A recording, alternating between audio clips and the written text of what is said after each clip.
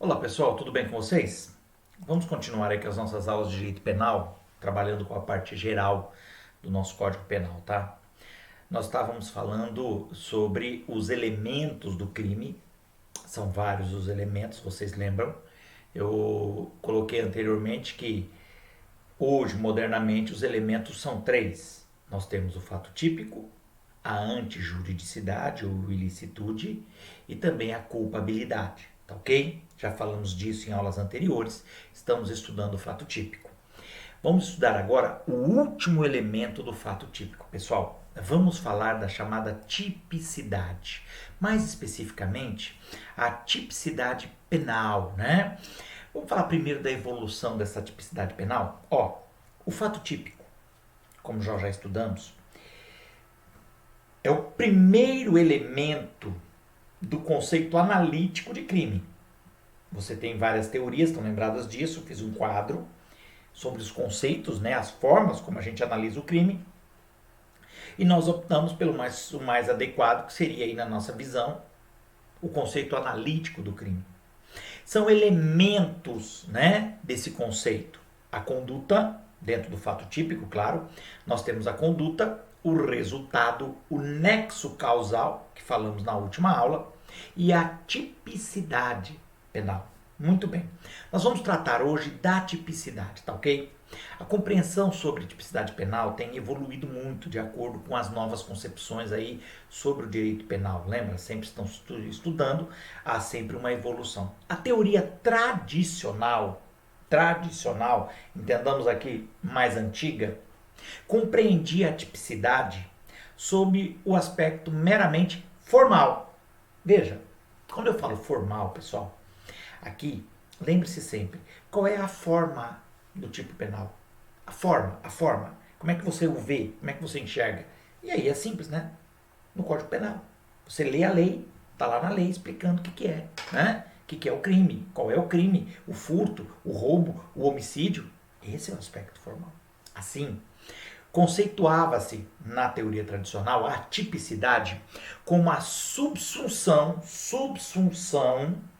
do fato à norma. A subsunção, pessoal, lembra que nós já falamos sobre os princípios do direito penal? A subsunção é o encaixe perfeito entre a conduta, quer dizer, aquilo ocorreu, o fato, e a teoria, isto é, a conduta prevista na norma penal. Se o fato concreto se encaixa perfeitamente na norma prevista pelo legislador, pronto, nós temos aí a subsunção e aquilo então é crime. Então, de novo, pela teoria tradicional, a tipicidade formal, no seu aspecto formal, entende-se como a subsunção do fato à norma.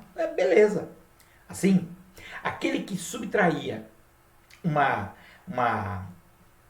um vaso, né, de uma loja, praticava a conduta típica, ajustando-se o seu comportamento à norma que está lá encampada no artigo 155 do Código Penal. Subtrair para si ou para outrem, coisa alheia móvel. Percebeu? Furto. Muito bem. Para a doutrina moderna, entretanto, avançamos um pouco, a tipicidade penal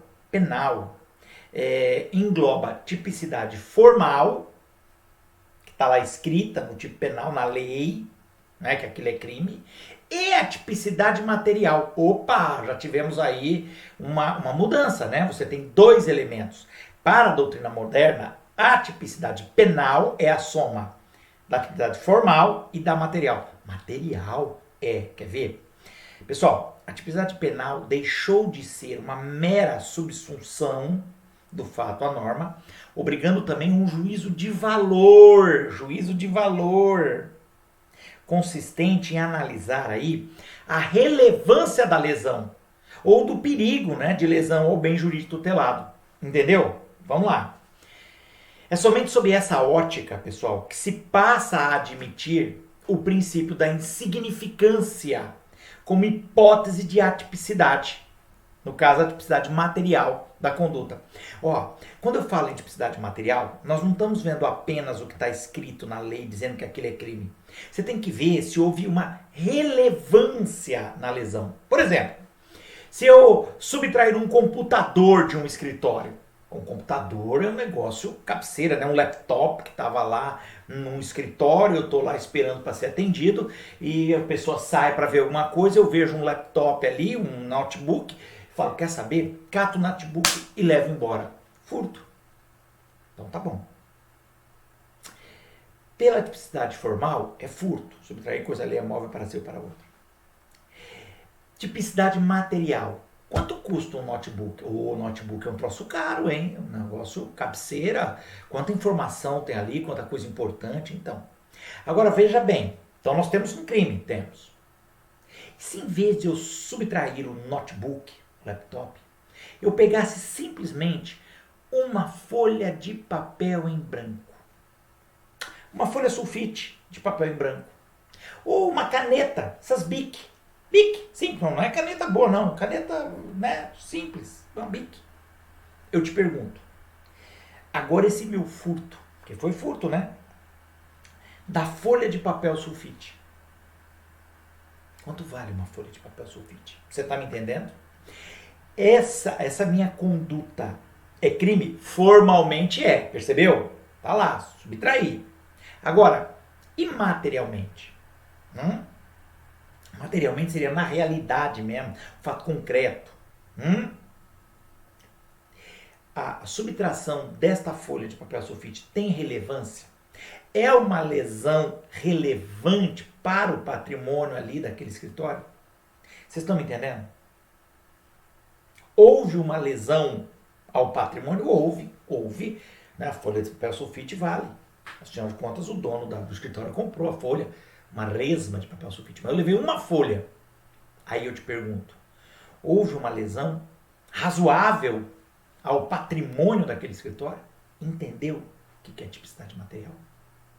E para a doutrina moderna, para haver tipicidade, você tem que somar a formal, que é o que está escrito lá, se a conduta se preencheu, né, o que está escrito na lei penal, e a tipicidade material, que é se houve efetivamente uma lesão, ou um risco, porque nós temos crimes que são de perigo, né? Lembra disso?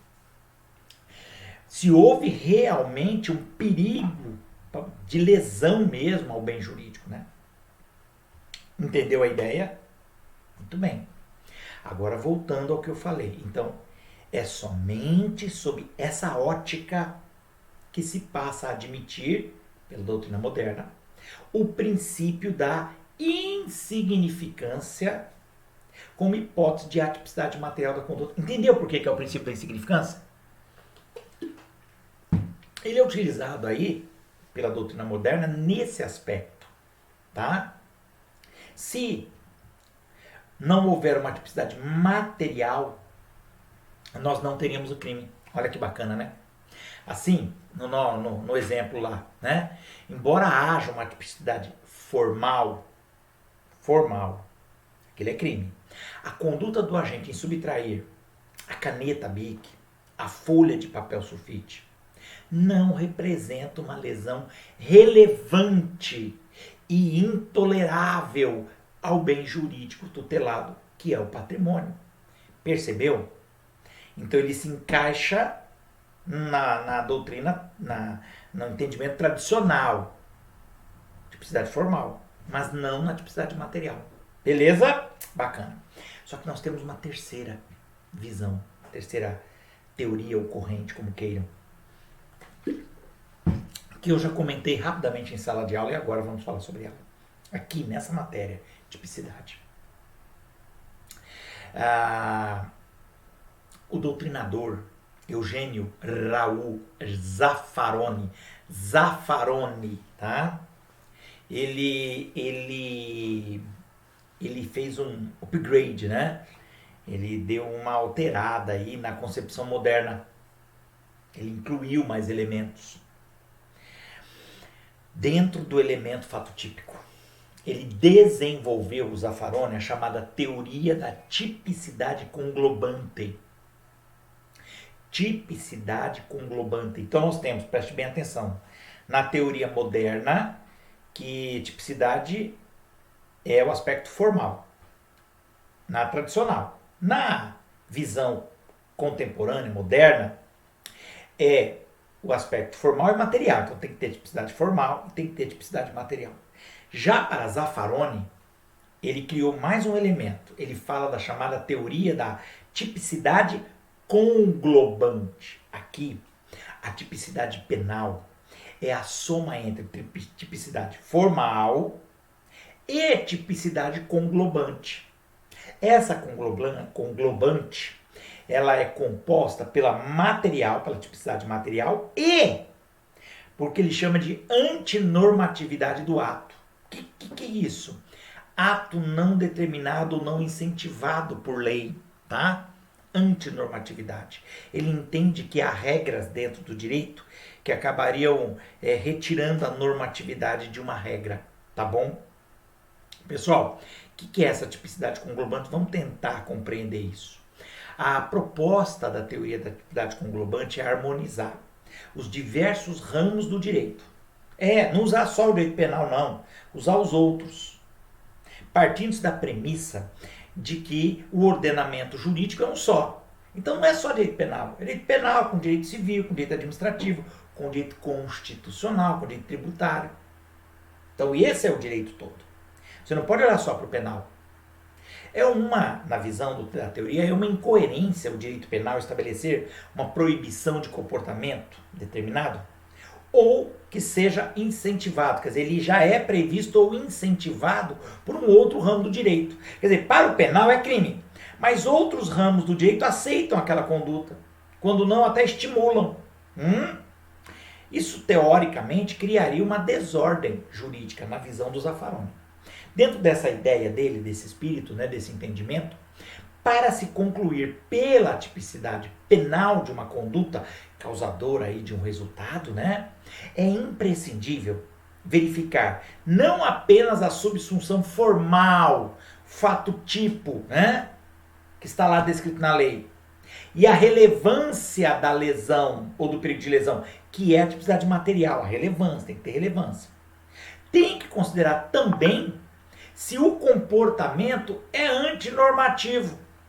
Entenda-se, que ele não seja determinado, não esteja previsto em alguma outra norma ou incentivado por qualquer ramo aí do direito que não o direito penal. Então vamos lá. O que ele fala exatamente? Eu vou comentar com vocês o texto dele, tá? O Zaffaroni, junto com o Pierangeli, que é o sócio dele, junto eles têm essas teorias. Zaffaroni e Pierangeli, eles falam assim, suponhamos que somos juízes e que é levada a nosso conhecimento a conduta de uma pessoa que, na qualidade de oficial de justiça, recebeu uma ordem emanada por um juiz competente de penhora e sequestro de um quadro. Então ele tem que penhorar um quadro, que é de propriedade de um devedor, a quem se executa em processo regular. Quer dizer, está tendo um processo contra um devedor, o cara tem uma dívida e o juiz manda o oficial de justiça ir lá e penhorar um quadro. Tá bom, muito bem. Para a cobrança aí de um crédito que já venceu, já está vencido. Então, legalmente, tem que fazer a penhora aí. Muito bem.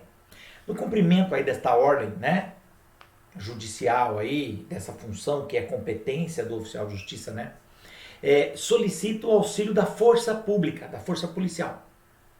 E com todas as formalidades requeridas, formalidades do documento na mão, ordem do juiz, tudo bonitinho, efetivamente ele faz o sequestro da obra. Ele pega aquela obra específica, tá bom? Muito bem. Colocando, então, esse quadro à disposição do juízo, da justiça. O mais elementar senso comum aí, indica que esta conduta não pode ter qualquer relevância penal. Quer dizer, esta conduta do oficial de justiça não é crime. De modo algum pode ser um delito. Entendeu? Por quê? Mas ele não pegou o quadro e levou embora, inclusive com a polícia dando apoio, o dono não pode fazer nada. Catou o quadro e levou, por ordem do juiz. Por que não é relevante na visão do Zaffaroni?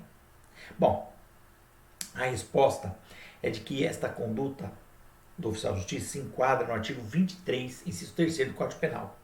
Não há crime quando o agente pratica o fato em estrito cumprimento de dever legal. Então você vê, e esse que nós acabamos de falar, é um dos elementos da antijuridicidade ou da ilicitude. Se o sujeito está cometendo a conduta, mas sob o estrito cumprimento do dever legal, aquilo não é crime. Seria a princípio, formalmente, mas não é, porque ele é cobertado por uma excludente de ilicitude. Artigo 23. É indiscutível, né? Que aí se enquadra a conduta do oficial de justiça. Mas que caráter do delito desaparece quando um sujeito age em cumprimento de um dever legal, né? No estrito cumprimento do dever legal, é o policial, é o oficial de justiça. É isso que o Zaffaroni discute. Boa parte da doutrina entende que o oficial de justiça teria atuado ao amparo de uma causa de justificação, que a gente fala justificação, que seria uma excludente de ilicitude, né? Não é ilícito a conduta dele, porque teoricamente ele entrou lá, pegou o quadro e levou embora. Isso não é furto, não é dele, mas ele tinha uma ordem do juiz, então ele estava cumprindo um dever da lei legal. Isto é, ele estaria amparado por uma causa de justificação. Isto é, faltaria a antijuridicidade da conduta dele, a ilicitude. Entendeu? Ela é típica, seria típica, mas diante dessa excludente, ele pode. Para o Zaffaroni, e boa parte, essa resposta não se pode aceitar. Porque tipicidade implica antinormatividade. O que é antinormatividade? Contrariedade à norma, entendeu? Você tem que contrariar uma norma. E ele não poderia admitir que na ordem normativa uma norma ordene o que uma outra proíbe, entendeu a ideia? Ora, o Código Penal fala que você não pode subtrair coisa alheia móvel, para si ou para outra. O oficial de justiça foi lá, pegou o quadro e levou embora. Não foi? Foi. Ah, mas ele tinha uma ordem do juiz. Eu sei, ele tinha uma ordem do juiz. Mas para o Código Penal era um crime, não era? Era. Mas como é que o Código Penal diz que aquilo é crime, mas ele também coloca lá uma regra dizendo que ele poderia realizar aquilo se estivesse no estrito cumprimento do dever legal? Para mim, talvez para você, tá tudo certo, tá tudo no Código Penal. Mas para o Zaffaroni, não. Ele entende que isso é uma incoerência. Como é que pode uma norma que diz que é crime ser atacada por outra norma que diz que não é a mesma conduta? É isso que ele coloca. A tipicidade conglobante é um corretivo da tipicidade legal, na visão do Zaffaroni. Entende que pode excluir do âmbito típico da tipicidade, né, aquelas condutas que apenas aparentemente estão proibidas. Entendeu? Como acontece no caso aí do oficial de justiça. Aparentemente é proibido, porque você não pode subtrair. Mas tem possibilidades, né? Então, ela se adequa à conduta subtrair para ser ou para outra coisa, lei é móvel, 155, não é? É. Mas que não é alcançado pela proibição, entendeu? Deste crime, porque ele não está furtando. Desse entendimento, pessoal, para o Zaffaroni, conclui-se que a tipicidade conglobante tem como consequência a transferência do estrito cumprimento do dever legal e do exercício regular de direito, que está lá no artigo 23, é uma excludente de ilicitude de antijudicidade. Tudo bem?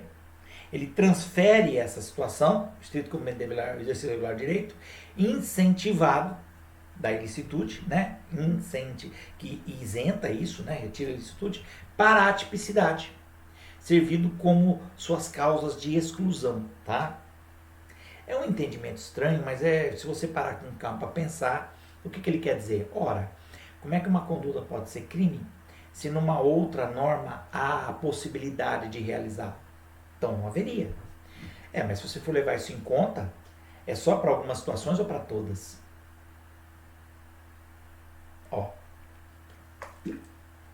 Vamos continuar.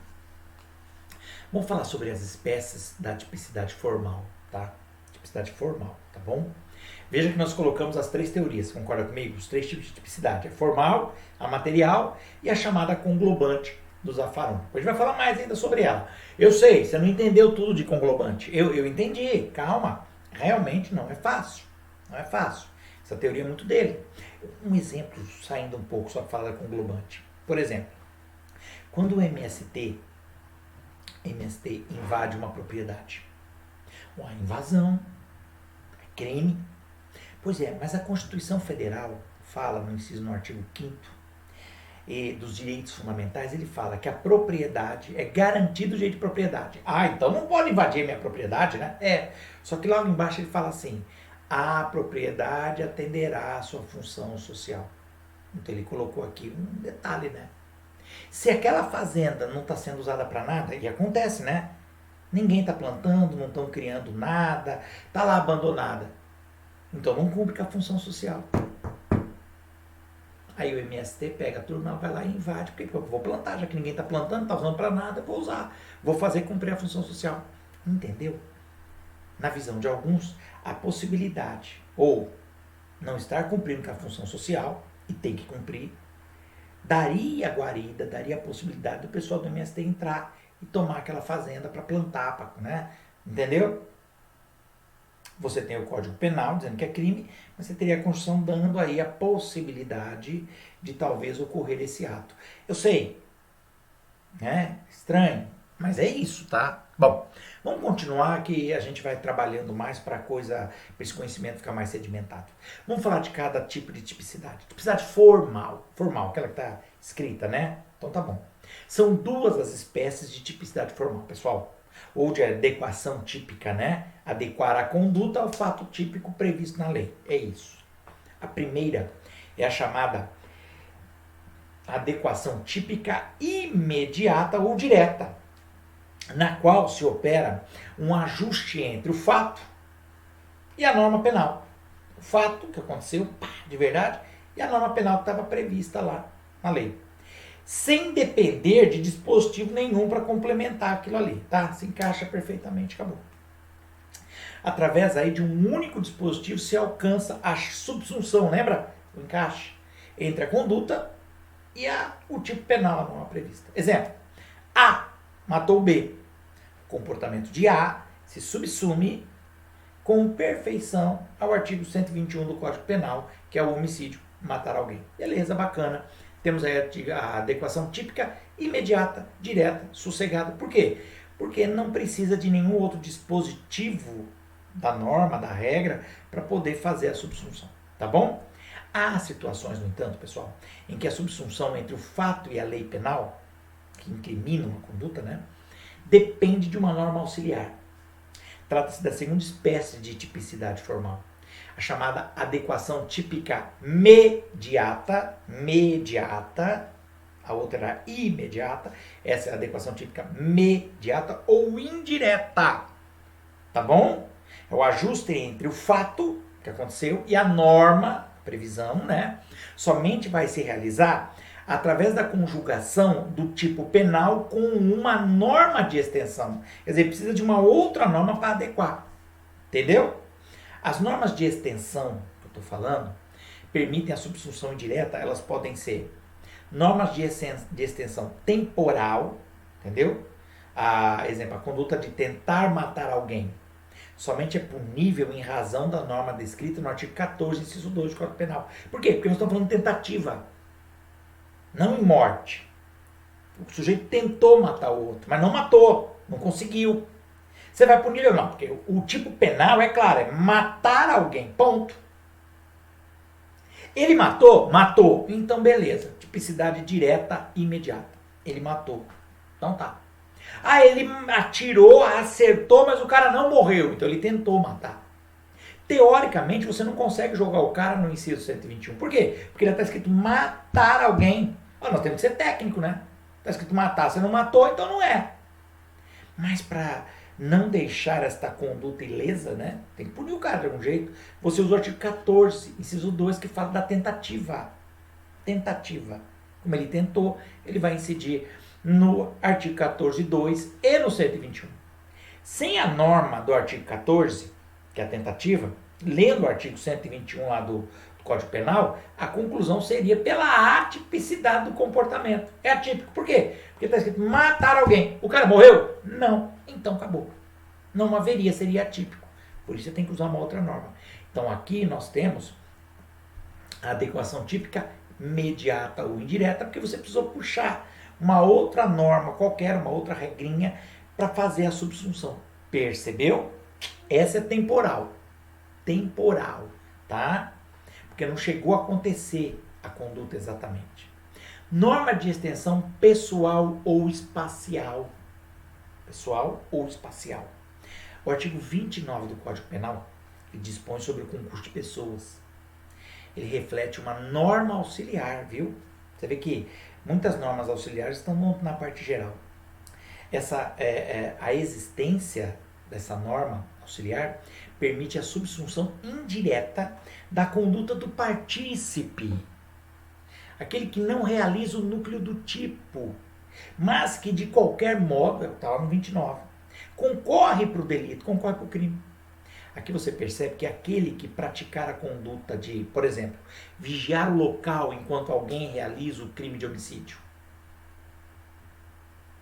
é um fato, a princípio, atípico. O Antônio foi matar lá o Glauco. Então tá bom. E eu, João, eu fiquei parado lá fora só de butuco olhando para ver se ninguém chegava, pro Antônio poder ir lá e matar o Glauco na casa dele com o tiro de boa. E eu fiquei lá fora, ó, vai, entra, eu fico aqui de butuco olhando para ver se não chega ninguém. Se chegar eu te dou um alô, hein? Vai lá, já atira no cara. Minha conduta é típica? Não. Mas tá escrito em algum lugar, vigiar local para homicídio. Isso não existe. Porque não está previsto em qualquer norma penal. Contudo, pessoal, se você conjugar, se você juntar o artigo 29, que fala da participação em crime, do concurso de pessoas, com o artigo 121, os dois estão no Código Penal, é possível realizar uma adequação típica, adequar essa conduta minha, né? Punindo aquele que se limita a vigiar, como partícipe, entendeu? Permitindo a execução aí do homicídio por parte do Antônio. Então, eu vou entrar nesse crime, na conduta? Vou. Mas eu não matei o Glauco, eu não atirei em ninguém, eu nem entrei na casa, então. Mas você participou do crime. No sentido de ficar lá fora vigiando para que Antônio pudesse matar o Glauco. Percebeu a ideia? Se eu não tenho o artigo 29 que fala do concurso de agente, da participação, só o Antônio poderia ser punido. E eu nada. E eu participei, eu cooperei, eu ajudei, né? Entendeu? Essa é uma norma de extensão pessoal ou também espacial, né? Local. Muito bem. Temos também a chamada norma de extensão causal. Onde é que eu vou achar ela? Artigo 13, parágrafo 2º. Percebe como é importante você ter o Código Penal, né? O Código Penal é a nossa Bíblia, né, pessoal? Então, a gente tem que estudar com ele perto, aberto, para saber, tá bom? O 13, parágrafo 2º, lá do Código Penal, ele estabelece que a relevância da omissão, entendeu? A importância que pode ter uma omissão dentro do crime. Tornando essa omissão típica, tá? Através de uma tipicidade, uma adequação indireta, né? Se não fosse o dispositivo aí do 13, parágrafo 2º, a mãe que deixa de amamentar o filho não seria responsabilizada penalmente. Porque é uma omissão sua. Ela não fez nada para matar a criança. Ela só não deu mais amamentar, não amamentou. A criança passou fome e morreu. A omissão, de fato, não causou a morte, a omissão, mas sim a inanição. Foi a inanição, a falta de alimento, que matou a criança. Não foi uma ação por parte da mãe, foi uma omissão. Graças ao artigo 3º, parágrafo 2º, por não ter evitado o resultado que ela deveria, né, é equiparada, ela é colocada como a causa da morte, o causador. Ela vai ser punida por homicídio, entendeu? Usando aí uma adequação típica, indireta, imediata, causal, por uma norma de extensão causal. Beleza? Bacana. Essa teoria não tem jeito, a gente tem que comentar, mas não é uma coisa tão complicada. Muito bem. Tipo penal, aqui estamos falando de tipicidade, principalmente dentro do direito formal, o que é? É aquela conduta que está prevista na lei penal, né? Vamos falar do tipo penal, quais são os elementos? Bom, o tipo penal, ele retrata um modelo de conduta que é proibido pelo ordenamento jurídico penal, tá? Não é só pelo ordenamento jurídico, é o jurídico penal, né? Muito bem. Na descrição do comportamento típico, o legislador se utilizou de elementos objetivos e subjetivos. Tá? Os primeiros, os objetivos, estão relacionados com os aspectos materiais e normativos do crime, pessoal. Enquanto que o segundo, né, os elementos subjetivos, estão relacionados à finalidade especial que impulsiona o criminoso, que anima o criminoso, a busca, o que ele quer, entendeu? A vontade dele. Vamos lá. Quais seriam os elementos aí objetivos, pessoal? Bom, os elementos objetivos, eles são classificados, tá? Em alguns elementos. Então nós temos, primeiro, elemento objetivo descritivo. São identificados por descreverem os aspectos materiais da conduta, tá? Como os objetos, o tempo, o lugar, a forma como está sendo executado. Eles são elementos que não dependem de valoração para a inteligência, para o entendimento do seu significado. Entendeu? É preto no branco. São critérios objetivos.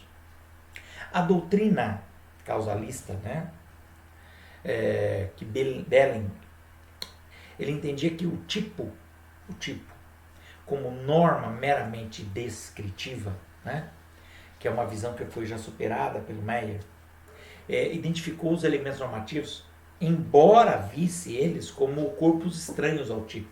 Tá? Olha o que diz o Heleno Fragoso sobre isso aqui, só para a gente entender esses elementos materiais, né? Objetivos materiais. O Belling afirmava ser o tipo penal puramente descritivo, mesmo quando se referia a um valor. O valor é uma ideia, tá? Nele havendo completa ausência de conteúdo valorativo. Assim seria puramente objetivo, tá? Maier, porém, que é o outro grande escritor, assinalou a existência de elementos normativos, ou seja, elementos que são essenciais para a conduta típica, que têm apenas uma importância valorativa específica determinada. Bom, vamos entender o que são esses elementos normativos? Então tá bom. São caracterizados como elementos cuja compreensão passa pela realização de um juízo de valor. Por exemplo, vamos lá. A interpretação de expressões como, por exemplo, funcionário público. Tem vários tipos penais, crimes de funcionário público. Você tem que saber o que é funcionário. Documento. O que é documento? Coisa alheia. Decoro. Pudor. Tem crimes, né, assim, que tem esse palavreado, esse vocabulário. Eles estão presentes em vários tipos penais. E eles demandam, eles exigem do intérprete uma valoração para serem entendidos e aplicados. Isso que a gente chama de elemento normativo. Ora, quando eu falo em decoro, em pudor, isso é muito relativo, pessoal. Uma mulher nua fere o pudor, o decoro? Possivelmente. Agora, e no Rio de Janeiro, no sambódromo, em cima de um carro alegórico durante o carnaval, ela está ferindo o pudor? Percebeu? Isso é juízo de valor. É você olhar aquela situação concreta e analisar, dependendo ali das circunstâncias, da situação, ou até mesmo da alteração dos costumes. Quando eu falo funcionário público, se você pegar anos atrás, 50 anos atrás, era uma coisa. Hoje o conceito de funcionário público é muito amplo.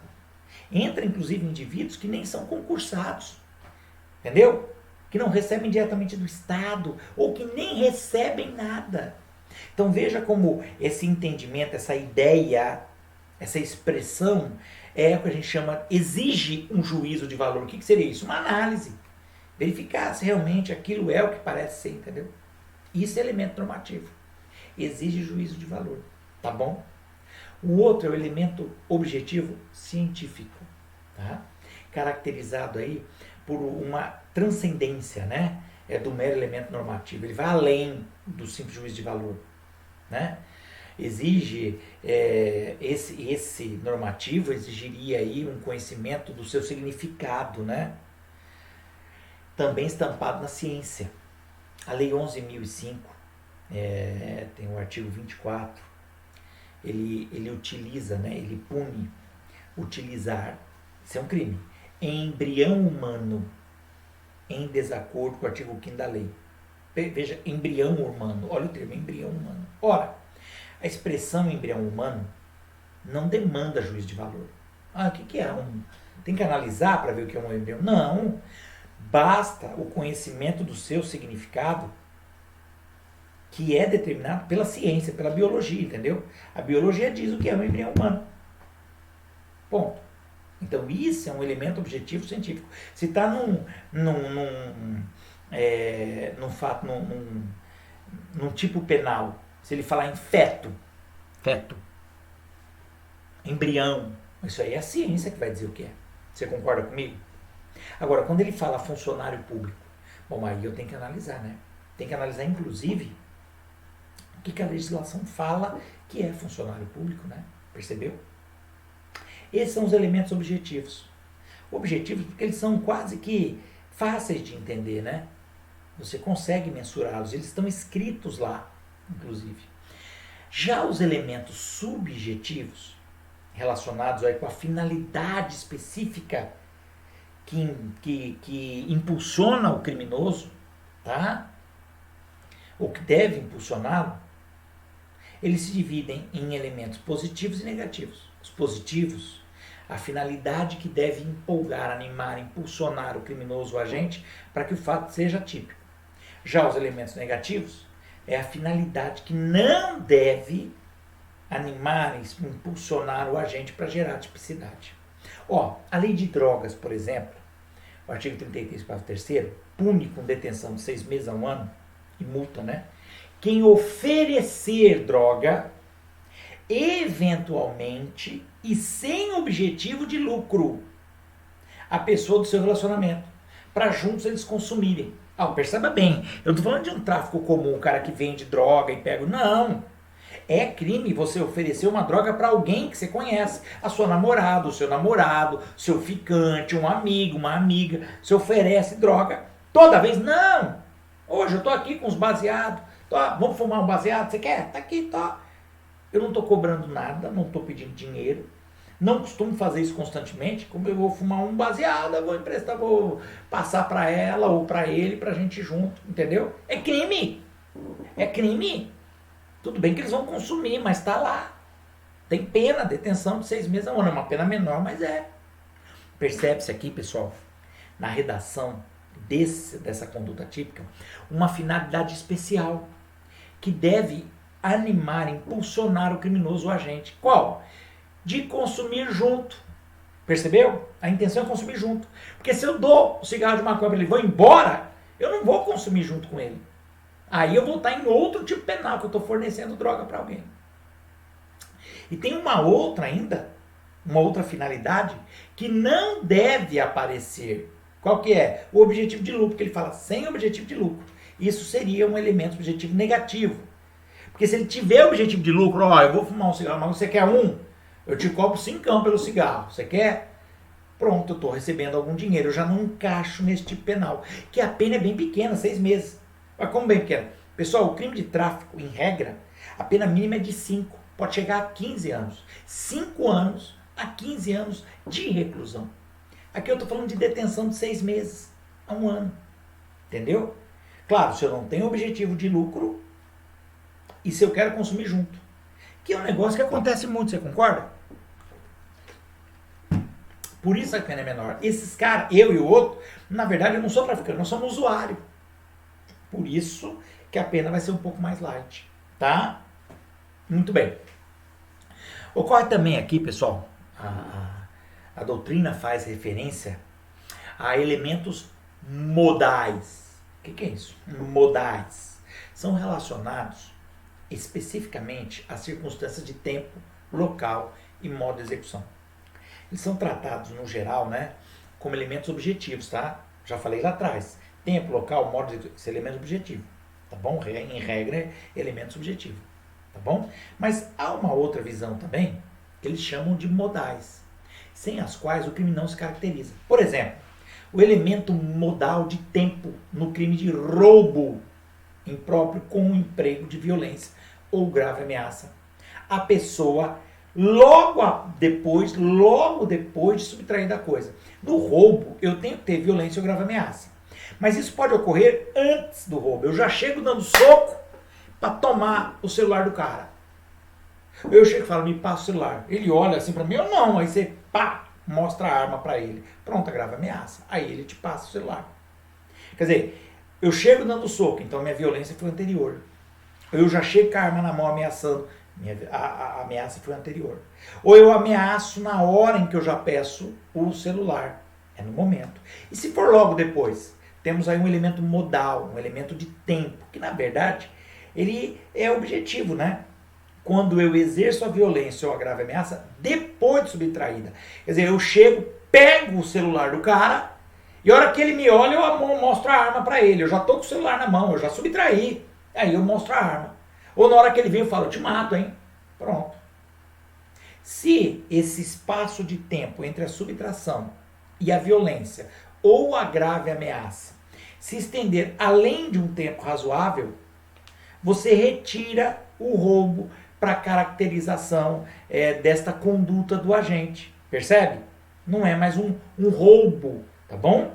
E muda para furto, em concurso material com a lesão corporal. Ou com ameaça. Não entendi. Como? Eu vou lá e tomo o celular do cara. Não falo nada, ele tá com o celular na mão, eu vou lá e pá, tomo. E saio andando com o celular. Vou embora. E o cara fica me olhando, eu vou embora. Aí eu vou, ando, e o cara começa a andar atrás de mim. E eu tô indo embora. Com o celular. O que eu fiz? Eu furtei um celular. Isso é furto. Aí eu ando. Depois de um bom tempo, eu paro num lugar qualquer, sento. E aí o cara vem pra cima de mim pra querer, ó, o meu celular eu vi que você pegou. Mas você vê, eu saí caminhando, fui embora, tô lá perto da minha casa, passou mais meia hora. Aí o cara vem, aí eu agrido ele, eu bato nele. Pra eu manter a coisa, entendeu? Deixou de ser roubo. Porque o roubo exige que a violência ou a grave ameaça seja logo depois. Então, eu tomo o celular, aí a hora que eu tomei o celular que eu sonando, o cara já vem pra cima de mim e aí eu agrido ele ou eu ameaço ele. Isso foi logo depois do furto, você concorda? Roubo. Se passou um tempo bom, um tempo mais longo, um tempo maior do que o razoável, já não é mais roubo. Eu tenho o furto que eu fiz naquele momento e depois eu vou e agrido o sujeito para eu manter o celular comigo. Aí eu tenho a lesão corporal. Ou eu falo que eu vou matar, pego uma arma, aponto para ele ir embora. Aí vem a ameaça. Tudo bem? Percebeu? Esse elemento modal que a gente chama, ele é objetivo, tá? Porque ele exige tempo. É uma outra forma de você chamar o elemento objetivo, também de modal. Tá legal? Bacana? De boa? Muito bem. Entendido até aqui o tipo penal, pessoal? O tipo penal não é brincadeira, tá? Não é brincadeira. Mas também não é o fim do mundo, você há de concordar comigo. Não é verdade? Muito bem. Vamos caminhar aqui. Agora vamos falar do tipo penal e suas modalidades, pessoal. Veja bem, o tipo penal pode se apresentar sob diversas formas, tá bom? Vamos fazer uma classificação? Primeiro tipo, o tipo congruente ou tipo incongruente. O que é isso? Ó, tipo será congruente ou simétrico quando apresentar simetria entre os elementos objetivo e subjetivo. E será incongruente ou assimétrico quando não houver essa simetria entre elementos objetivos e subjetivos. São hipóteses do tipo congruente, o crime formal, o crime tentado, o crime pré-ter-doloso. Já falamos de todos eles. Vamos entender. No crime formal, a intenção do agente vai além do que o tipo exige para a consumação. Entendeu? O autor criminoso quer mais do que o legislador entende suficiente para caracterizar o crime. Na extorsão mediante sequestro, tá? O sujeito sequestra alguém e exige um dinheiro. O extorsionário, tá? Quem pratica a extorsão, o sequestrador, quer o resgate, que é o dinheiro. Mas para configurar o crime, basta que haja privação da liberdade da vítima. Entenda, isso é crime formal. O cara que sequestra alguém para pedir um dinheiro, entenda bem, ele não precisa receber o dinheiro para que haja o crime. Entendeu? Isso é crime formal. Só dele sequestrar e pedir o resgate, pronto, o crime está consumado. O crime está consumado. Entendeu? Eu tirei a liberdade da vítima, prendi e solicitei o dinheiro, o resgate. Pronto. Tá? Há quem diga até que só deu privar da liberdade com a intenção de pedir resgate. Eu nem preciso pedir, já está consumado o crime. Agora o detalhe, se eu receber o dinheiro, faz diferença? Nenhuma. Nenhuma. Entendeu? Isso é crime formal. Outro, o crime tentado, pessoal.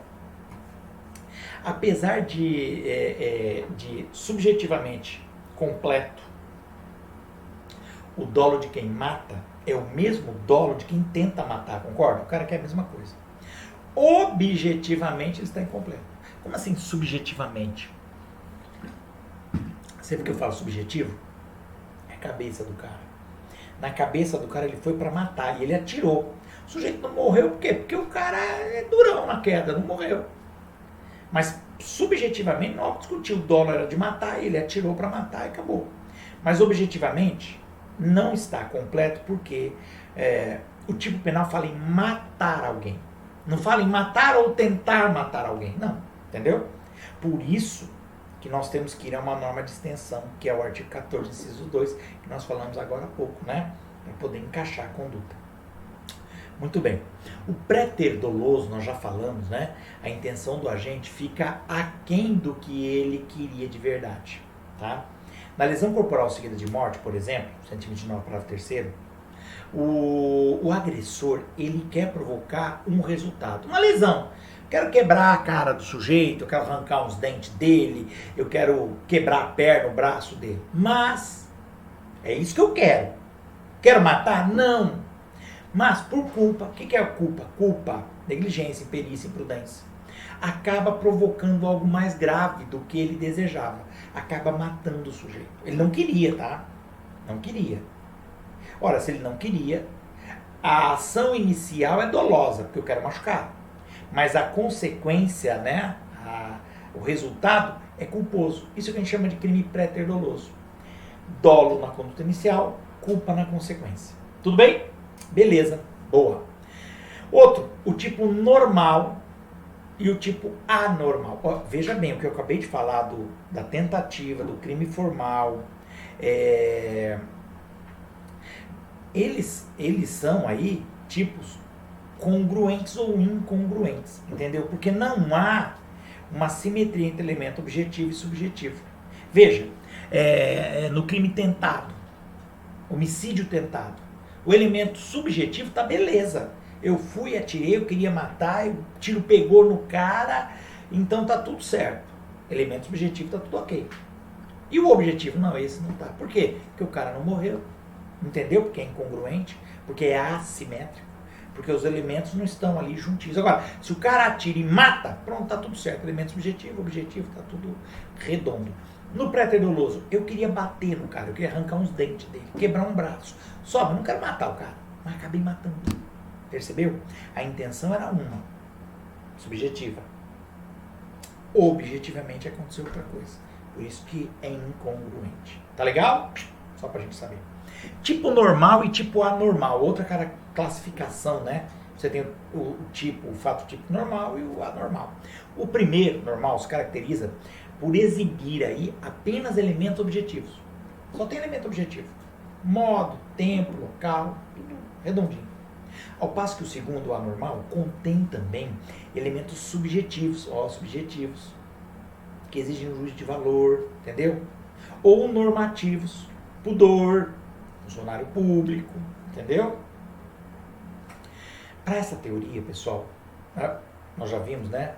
Para aqueles que se alinham aí à teoria finalista, lembra? Todos os tipos penais são anormais. Pois, para essa teoria finalista, como nós já vimos lá atrás, uma aula que eu dei com o quadro, o dolo e a culpa estão na conduta, lembra? Um dos elementos do fato típico. Daqui surge o conceito de crime de tipo, ou crime complexo, que para os finalistas reúne os elementos objetivos e subjetivos. Tá ok? Tá bom?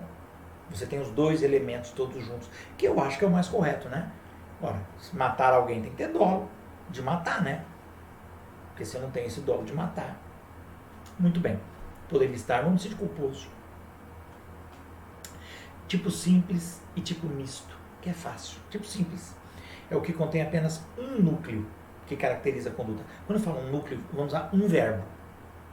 No homicídio, é matar, ponto. Então é um tipo simples, matar alguém. Um único verbo, entendeu?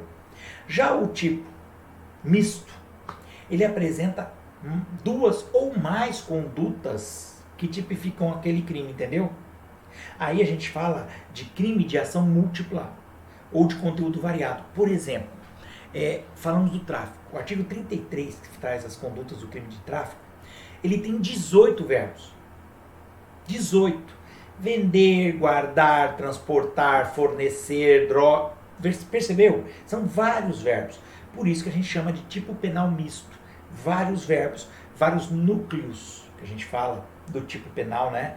Tem várias condutas que se juntam. E aí, fica a pergunta. O sujeito vai responder por um crime só ou por todos esses que ele... Porque ele pode, de repente, pegar a droga, importar a droga, transportar a droga, depois ele pode misturar essa droga com outra coisa, que ele está industrializando a droga, depois ele pode vender essa droga. Ó, quantos verbos. E agora? Isso também tem que considerar. Tá? O tipo misto, ele pode ser alternativo ou cumulativo. Percebeu? O alternativo é quando a lei estabelece vários núcleos, vários verbos, que, se praticados no mesmo contexto fático, caracteriza o cometimento de apenas um crime, entendeu? Então, dependendo da situação, esse sujeito, ele está cometendo um único crime. Claro que tem que ver, tá? Se houver ali um mesmo fato, tá bom? Se o sujeito, no crime de drogas, importa a pasta base da cocaína, prepara a substância e expõe o produto para vender, será punido por um único crime, entendeu? Porque ele comprou pasta base, isso é crime, é um crime isolado. Você sabe que tem gente que só traz a pasta base, entrega para alguém e não faz mais nada, já comete um crime. Agora, eu mesmo trago a pasta base de fora, importo, entendeu? Eu mesmo preparo a substância lá para fazer a cocaína e eu vendo, coloco para vender. Cometi um único crime. Tudo bem? Apesar de que, no caso, a pena pode ser aumentada com base nessas circunstâncias aí judiciais. Quer dizer, eu não cometi uma única conduta, várias, então o juiz pode aumentar a pena, mas é um crime só. O tipo misto cumulativo é quando a lei estabelece várias condutas também, como núcleos, né, vários verbos, que, se praticados seguidamente, ainda que no mesmo contexto, viu? Eles, na verdade, resultam no concurso de crime, concurso material. É o caso do artigo 198 do Código Penal, que pune a conduta de constranger alguém, mediante violência ou grave ameaça, a celebrar contrato de trabalho ou a não fornecer a outro ou não adquirir de outro matéria-prima ou produto industrial ou agrícola. Olha que tipo estranho, né? Você vê que você tem várias condutas. Celebrar contrato de trabalho, tudo mediante violência ou ameaça. Ele celebra, faz um contrato de trabalho na base da ameaça. Ou ele não fornece ou não adquire de outra pessoa matéria-prima ou produto. Porque por causa da ameaça. Não pode comprar de outro, comprar de mim. Entendeu? Então aí nós teríamos em tese, se ele cometer mais de uma dessas condutas, nós teremos mais de um crime. Tudo bem? Aí em concurso, tá? Porque geralmente ele vai fazer isso em momentos separados, ok? Muito bem. Temos também, pessoal, para a gente analisar essa classificação que a gente está fazendo do tipo penal, temos o chamado tipo fechado e tipo aberto. Olha que interessante. O tipo penal fechado é aquele que descreve por completo, por inteiro, a conduta criminosa, sem necessidade que o intérprete busque algum elemento externo, né, para encontrar o sentido dessa norma, desse crime. Sim, quando ele descreve o ato de matar alguém, do 121, ele esgota ali a descrição típica. Porque dali não se extrai, você já consegue tirar tudo que é necessário para a subsunção da conduta, né? Tudo bem? Para a subsunção da conduta. Tá tudo ali, o cara atirou, matou, pronto, subsunção, fechou. Tipo penal aberto por outro lado, ele é incompleto. Ele exige que o intérprete, quem está analisando, faça um esforço aí, busque uma complementação para entender o alcance daquele crime. Entendeu? No parágrafo 3º, tá? Da pena do homicídio, quando você fala em homicídio, artigo 121, tem o parágrafo 3º. Ele dá a pena de detenção de 1 a 3 anos para o homicídio culposo. Percebeu? Então, homicídio culposo, parágrafo 3º, pena 1 a 3 anos de detenção. Tá bom. Quem for aplicar a lei, esse fato típico, vai ter que, obrigatoriamente, explorar os conceitos de culpa. Você concorda comigo? Para apurar se a conduta efetivamente se adequa, está de acordo com o tipo penal. Quer dizer, o cara morreu. Ah, mas eu não queria fazer querer. Então, a princípio seria matar alguém. Para que eu chegue à conclusão de que foi um homicídio culposo, eu vou ter que analisar a culpa. Que não está escrito lá no artigo 121, você concorda comigo? Eu vou ter que buscar a culpa em outros elementos também. Lá na parte geral, nós já estudamos culpa, está lá nos outros artigos. Falar de culpa, vamos ter que ver se é ou não. Entendeu? O tipo penal aberto não se confunde com norma penal em branco. Cuidado. Na norma penal em branco, a complementação não é interpretativa, mas normativa. Exemplo, quando eu falo de entorpecente, droga. A lei de droga não diz o que é droga. Entendeu? Eu não tenho que interpretar, será que isso é droga? Vamos ver. Não! Tem um tipo penal, uma resolução do Ministério da Saúde dizendo o que é droga. Lá está escrito as substâncias. Então isso é norma penal em branco. Tudo bem? Agora, o tipo penal aberto é aquele que eu tenho que fazer uma interpretação, uma análise, tá? Se aquilo é ou não crime. Entendeu? Se houve ou não a culpa do agente. Beleza? Outra, estamos quase no fim, vamos lá. Tipo fundamental e tipo derivado. O que é isso? O tipo fundamental é o que estabelece a forma básica por meio da qual o delito pode ser cometido. Figurando aí normalmente, né, no caput do dispositivo. Você tem tipos penais que você tem o caput, parágrafos, incisos, né? Entendeu?